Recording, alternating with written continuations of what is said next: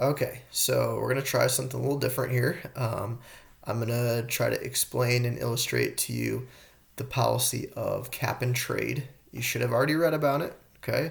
If you haven't, go back to the folder, right? Read the one page article. Um, so here's kind of the idea, and I know you guys love my artwork, so yeah. All right. So here's a little story, right? We have three factories, and each of these factories makes pollution, of course, right? All factories do. Now, what you can see is that factory A makes not much pollution, right? Just kind of one smoke stack or one smoke signal or whatever the term is, right? I mean, you can see there's just one of them. Factory B has two of those little pollution squigglies, and factory C has three of them. Now, the idea of this policy is to limit pollution and carbon dioxide. And so, what the government is going to do is they're going to say, all right, each factory has a cap, right? A limit of how much pollution you can make. And in our little scenario here, the max pollution that you can make for each factory is 3. Okay? Or at least I should say that is the max that you can purchase from the government. Okay? And so this is the max that you can get under the cap, right? So you're capped at being able to purchase or produce 3 smoke squigglies of pollution. Now, if by chance you want to expand your factory, let's say factory C over here wants to expand its factory, it cannot buy another smoke squiggly from the government. It is capped at those 3. Now, here's the interesting thing. Let's say factory B wants to expand, and to do that, unfortunately, is going to cause more pollution. So I will draw another squiggly.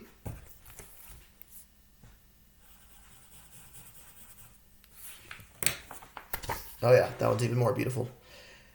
So they could add a third squiggly, and they would have to pay the government an extra, say, $100, right? Each of these squigglies would cost $100.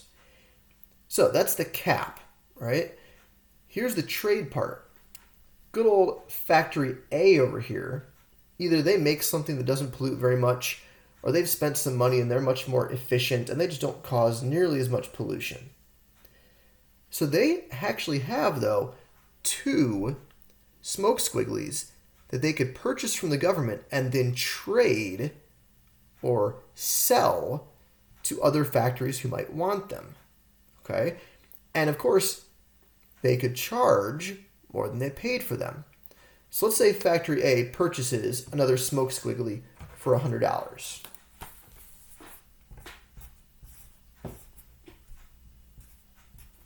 So they are then minus $100 right now, right? They bought the smoke squiggly, but they don't actually need it.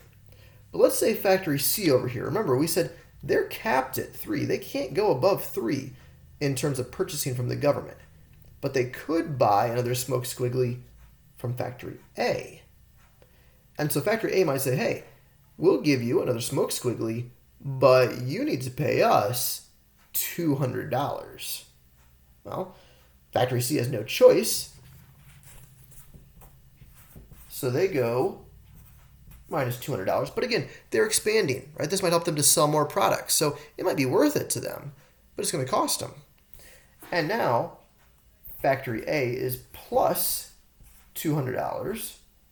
So if you do the math, at the end of the day, right, from not making much pollution and being able to trade their extra pollution, factory A ended up plus 100.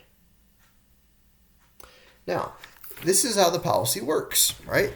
You cap the amount of pollution that a factory can make, and they have to purchase that amount of pollution from the government.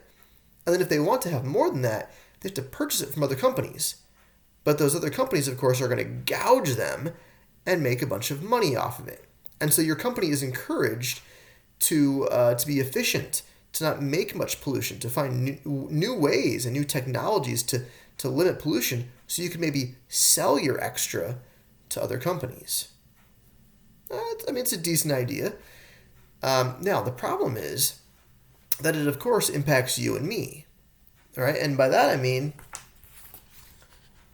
before this policy, let's say factory B, they spent $300 and they paid that $300 to the government to pollute, right? Or just to make their product, right? Now, that has to come out of something, right? That $300.